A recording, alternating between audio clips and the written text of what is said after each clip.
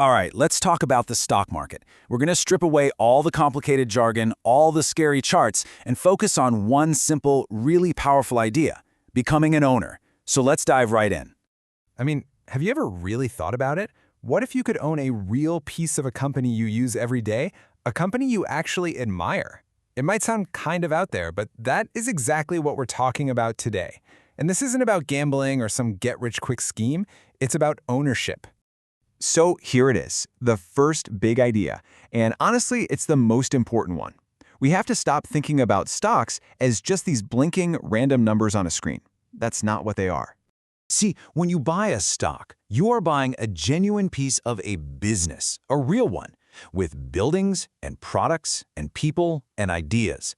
Your money is now literally tied to its future success. You become a part owner, and that little stake you have, it has real underlying value. So, what is that value? Well, it all comes down to a concept called equity, and it's way simpler than it sounds. Just imagine a company sold everything it owns, all its assets, and then use that cash to pay off all of its debts, its liabilities. Whatever money is left over, that's the equity. That's the pot of cash that truly belongs to the owners. And now, that includes you. You know, people use these two words, stocks and shares, all the time, almost like they're the same thing. But there's a neat little difference. Think of it like this. Stocks is the general category, like fruit at the grocery store.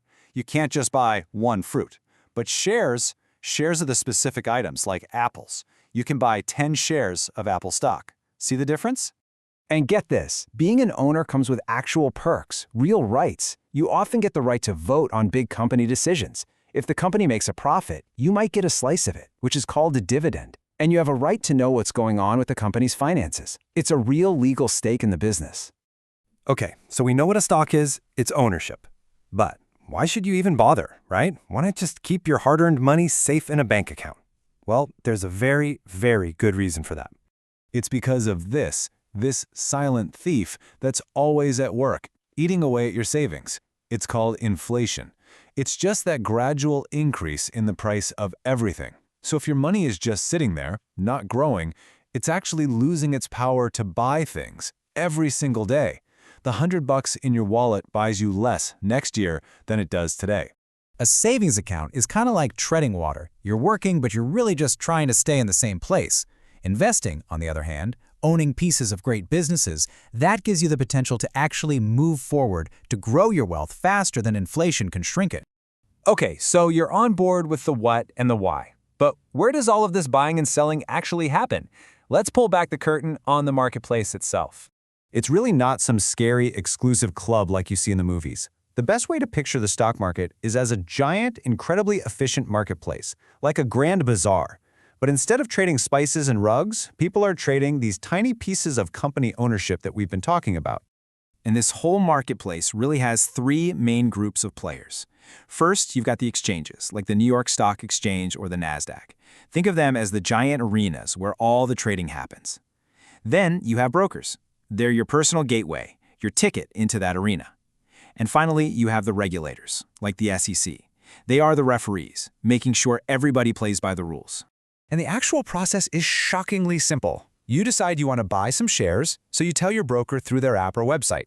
Your broker instantly zips that order over to an exchange, and the exchange, in literally a fraction of a second, finds someone else who wants to sell and matches you two up. And boom, that's it. You are now an owner. So, we've covered the what, the why, and the where. Now let's get practical. What is the very first actual step you need to take to get started? This is the first question you really need to ask yourself. Are you someone who just wants to get started as simply as possible? Or do you think you might want some more advanced tools later on? Your answer here is going to help you pick the right partner for your journey. And you'll basically see two main types of brokers out there. Some are laser-focused on beginners. They usually have super simple, really slick mobile apps that are perfect for just getting your feet wet.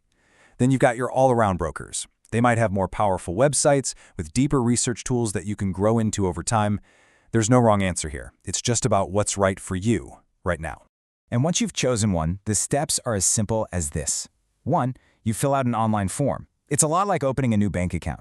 2, you connect your existing bank account. And 3, you transfer some money over to get started. That's it. You are officially in the game. All right, for our final and I'm going to say it most important section, I want to talk about the single most powerful tool you have as an investor. And here's a hint, it has nothing to do with being a genius stock picker or trying to time the market. It's something much, much simpler. This quote, which is often credited to Albert Einstein, just perfectly captures the magic of what we're about to discuss. It is a force of nature that can either work for you or it can work against you. And we definitely want it working for us. So what is this magic? It's a concept called compounding, and it is a beautiful, simple idea. Your investment earns a return. Great. But then the next year, you earn a return on your original money and on the returns from last year. And the year after that, it's even more. Your money starts making its own money. It's like a financial snowball, just rolling downhill, getting bigger and bigger on its own. Now, this is where you can see the true, almost unbelievable power of that snowball. Let me tell you the tale of two investors, Susan and Bill. Susan invests $50,000 over 10 years, starting when she's 25, and then she stops, never invests another penny.